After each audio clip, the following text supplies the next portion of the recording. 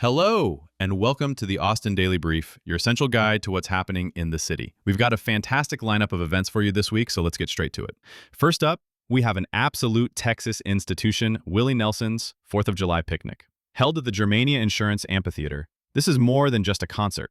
It's an all-day, star-studded celebration of music and patriotic pride. Next on the agenda, if you're looking for something with a bit more adrenaline, you are not going to want to miss PBR Gambler Days. Taking over the Movie Center for a full weekend. This is an electrifying showdown where the world's toughest bull riders compete in a team-based battle. Thanks for tuning in to the Austin Daily Brief. We'll see you next time. We built this local news podcast in just a few hours with no host, no editor, and no research team. The system scrapes Google News, pulls in RSS feeds, and then runs through ElevenLabs V3 to generate a daily show for any city, completely on autopilot. In this video, I'm going to show you exactly how we built it step by step and give you the full n8n template for free. But here's the crazy part. This isn't just a fun demo. It's a glimpse at a business model that wasn't possible before AI. No human labor costs, just a few subscriptions and smart engineering. If you can generate one AI podcast, you can generate thousands. Imagine a local news podcast for every single city in the world, all brought to you by two guys sitting behind their laptops. All right, let's jump into the build. All right, so before we jump into the build and go through each node step by step, I do want to give you a high-level game plan and overview of how I approached building out this AI podcast generator. Really broke it down into 3 simple steps, and I want to highlight each. Step number 1 is going to be scraping local news stories and events going on in Austin, Texas. In order to source this data, I just simply used a Google News search with Austin, Texas events, and that built a feed for me that I'm going to be able to scrape. After all that data gets scraped and bundled up together, we then move on to step number 2, which is going to be writing our podcast script with ElevenLabs audio tags. This is something that's completely new in ElevenLabs V3 model, and it allows us to control the emotion, pacing, and sound effects in the audio we're generating for our speaker.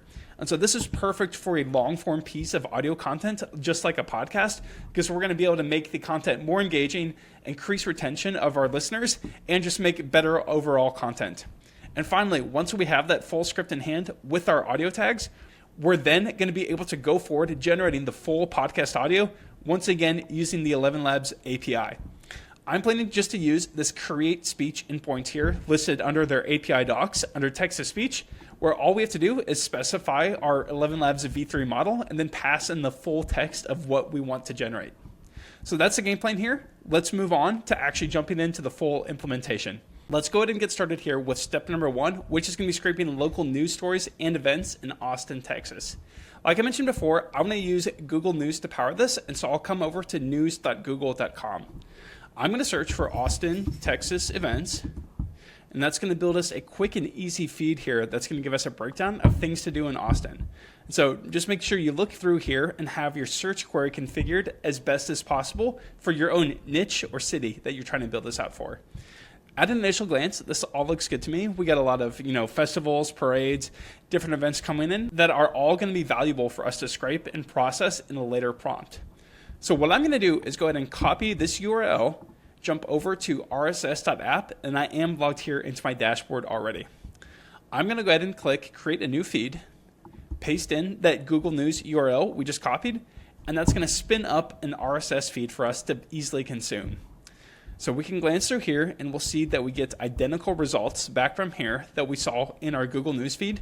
And then if I click on save to my feeds, this URL is going to appear here that ends in .json. That's going to be easy for us to copy and consume. If you don't see that, you can switch it from the dropdown on this side. I'll copy this and I'm going to come over to a new tab in the browser, and so you can see what that looks like. So I paste it in, click on Pretty Print, and we have this array of items here that is perfect for us to consume inside of n8n. So let's jump over to n8n and see how that looks inside our workflow. And so we have a manual trigger set up, and the first real node we have here is a simple HTTP request where we're going to be fetching those details from the feed on that exact same .json endpoint we made before. So I'll click execute step, and that is going to give us that result back. And just like from before, we have this list of items appearing here that we're going to be able to scrape and get details for all of these events. Let's now move on to the next step, which is going to be going forward and scraping these pages. And so what I want to do here is make use of this scraping platform called Firecrawl that makes it really easy to pass in a URL or a list of URLs and get back LLM ready data in Markdown format. This is a platform I use to power pretty much all of my scraping workflows, and do recommend you do the same. What we're going to be doing is making use of this endpoint called batch scrape, which basically allows you to make an API post request to this URL. And then in the JSON body of this request, you pass in this URL parameter right here that includes every single URL that you want to scrape. And that's exactly what we're going to be building. So if we come to this next HTTP request node, we have this post request we're creating. We're going to send it off to the same v1/batch/scrape endpoint. That is what's mentioned here in the docs. And then if we go forward here, we're going to be able to see the body that we make for this HTTP request. What I do under formats is specify that I want Markdown format to get returned. I'm going to go ahead and exclude the images for now because that's just extra processing the API request needs to make. And the important thing that I have here is going to be this array of URLs that I'm building up. And so I've set this up as a simple JavaScript expression where we're taking this list of items on the left-hand side here, and we're going to go ahead and map this into an array of strings that just contains each URL that we want to scrape. And so underneath each individual item, we have our URL that we want. And so we're going to use the JavaScript map function to iterate over each of these items, go ahead and start our quotes, add in the URL that we want to scrape, and then close that quote off. After each of those have been processed, we're going to use this join function to add a comma between each of these, so it will be a valid JSON array at the very end of it. And so here's what that looks like for our real response that we just got back. The other thing I do want to mention is going to be the generic credential type I have set up. In order to authenticate and make real requests to the Firecrawl API endpoint, we do need to configure an API key. And so I use authentication as generic credential type. Under the auth type, I use header auth, and I've created this custom credential here that is going to authenticate against Firecrawl's API. Going back to the docs here, if we look at the bottom, we can see this is how they configure authorization against the Firecrawl API. They use this header called authorization, and then in the value of the header, we're saying bearer space, and then we're going to pass in our API key. And so if you haven't set this up yet or worked with Firecrawl before, you can go to firecrawl.dev, log into your dashboard, and then you're going to be able to copy your API key from this right-hand side here. Going back to n8n, go ahead and create a new credential. We'll just call this Firecrawl. Go ahead and paste in authorization here as the name of the header. And then under the value, we want to type bearer, B-E-A-R-E-R, space. And then we want to paste in our API key that we just grabbed from our Firecrawl dashboard. Very important you include that space there and that bearer prefix. You can save that and then select that from your header auth option right here. That's going to allow any and all API requests you make to Firecrawl's API to get authenticated and avoid errors. So that's going to cover everything we need to start our batch scrape operation. And so I'll click execute step. We immediately get a response back that says success true. It gives us an ID and a URL. Since batch scrape is a bulk operation on Firecrawl's API, we're not going to get any scraped data back immediately. So what we need to do is make use of this ID that was returned back to us and do something called polling to continuously check on the status of this batch scrape. And so that's what we do in this middle loop here, where we first use this wait node to wait a few seconds, 15 in this case. After that 15 seconds has passed, we then are going to go ahead and execute this other HTTP request that calls into the Firecrawl API, where we're going to pass in that ID from before. That allows us to check on the status of what Firecrawl is doing with scraping each of these pages.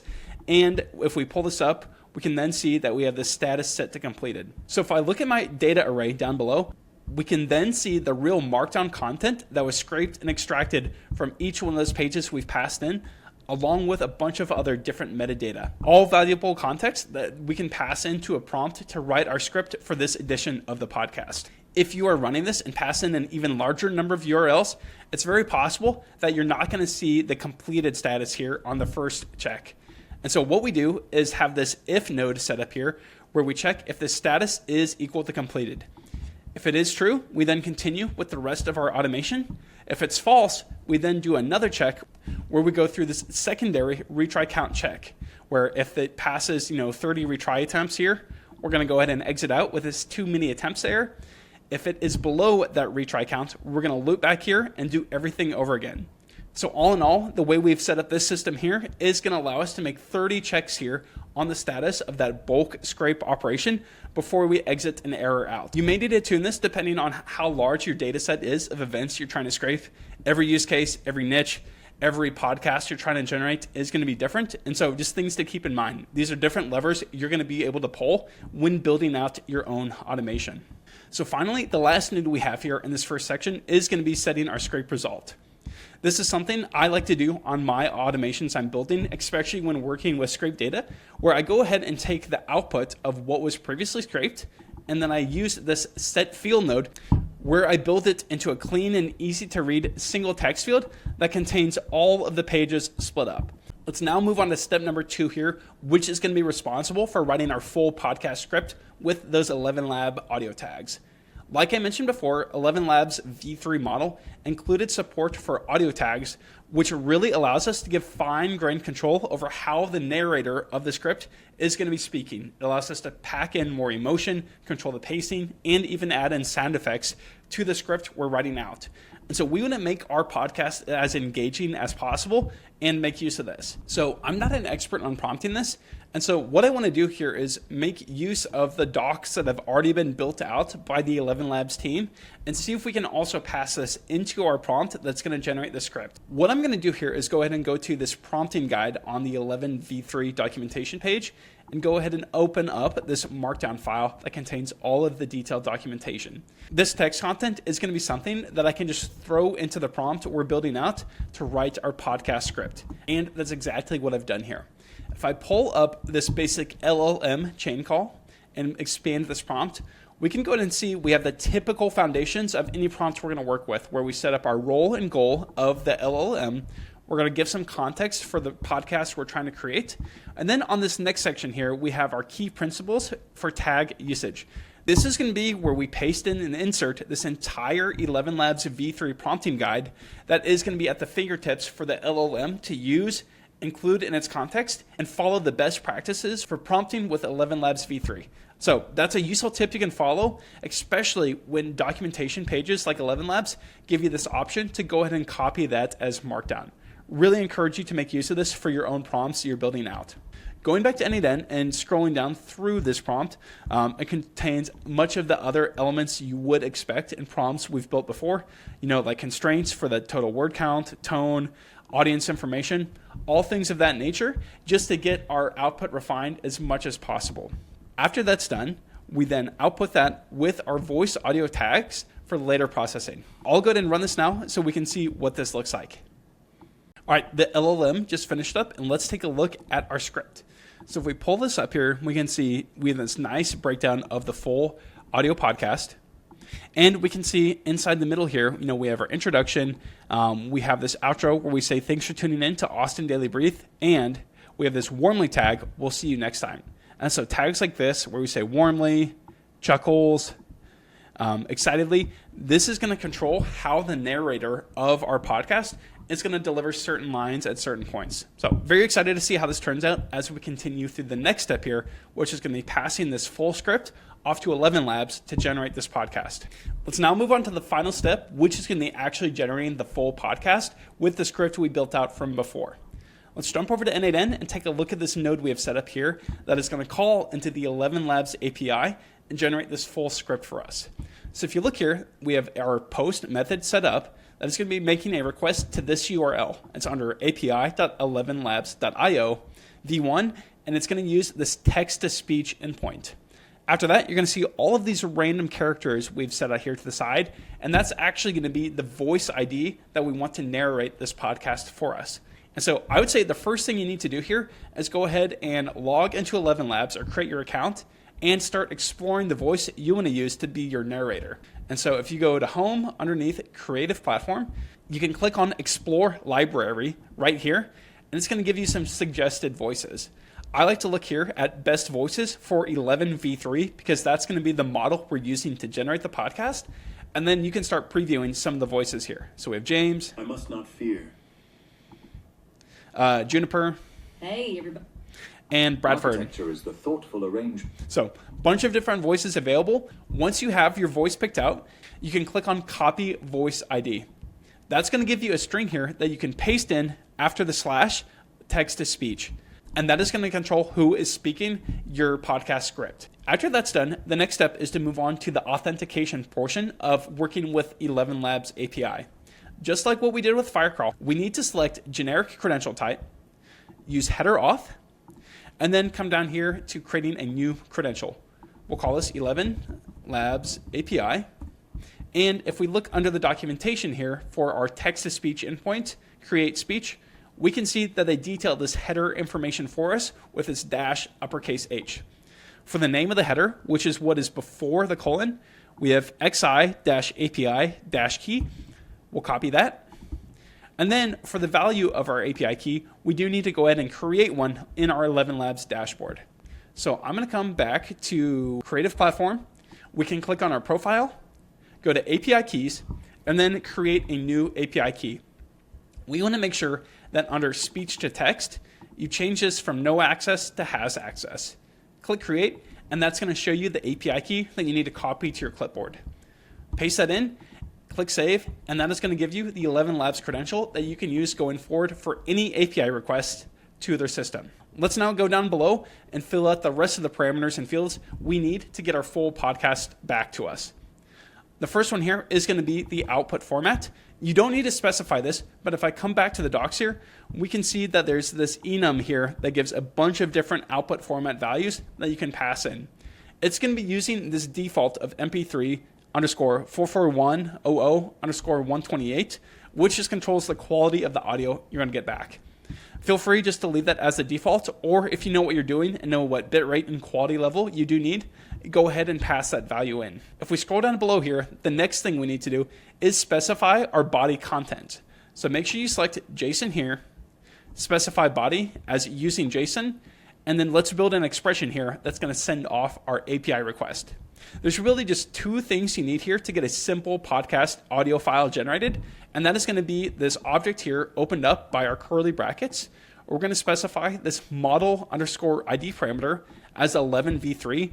That's going to tell ElevenLabs API to use their new v3 model to generate the script. And then the next field we need is going to be the text that is going to be spoken. We're going to go ahead and use this JSON.stringify function that's going to convert our script into something that's able to be passed off to the ElevenLabs API. And so once that's all said and done here, we can preview this on the right-hand side, and we'll see that exact same script all set up with those voice tags like chuckles, warmly, and everything else required for our podcast. Let's go ahead and exit out of this, click execute step, and see what we get back. We just got the request back from ElevenLabs with our generated podcast, and we can see under this data field here, we have the full file returned to us.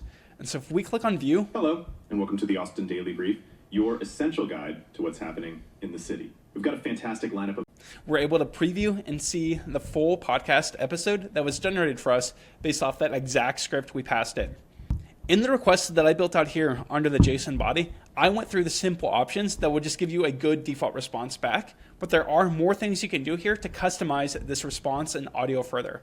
And so if you come over to the ElevenLabs docs, which is under just elevenlabs.io/docs, and then go to the create speech endpoint, which is the one we're using here, you can then scroll down to the bottom here and see the full detailed breakdown of all the other things you can customize to control your audio output. This can be things like the language you're using, passing in more specific voice settings, like controlling the speed, style, and stability of the narrator. So if the audio output isn't matching quite what you're expecting, or you need more granular control over this output, take a look at the docs here.